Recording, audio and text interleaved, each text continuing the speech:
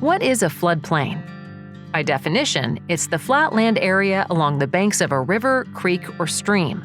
But it's so much more than that.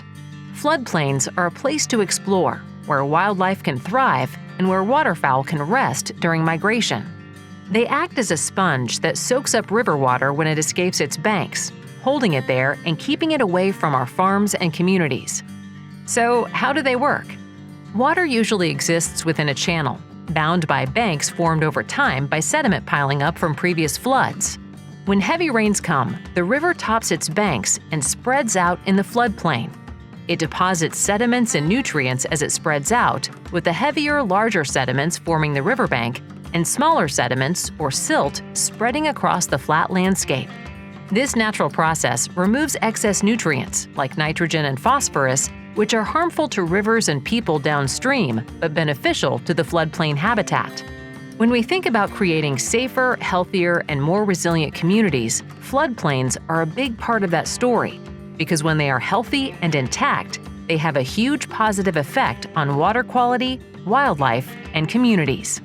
When we build around the river and its floodplain, we disrupt this natural process. Levees and dams have changed the way rivers flow and the way floodplains function.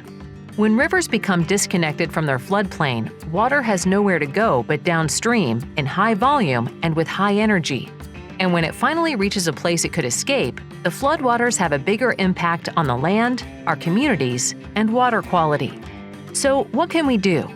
Restoring the function of floodplains is the most impactful, bang-for-your-buck, nature-based solution we could invest in. That means reconnecting floodplain channels and sections of the river that have been hardened by unnaturally formed or human-made levees. Restoring a floodplain brings back the river's natural release valves.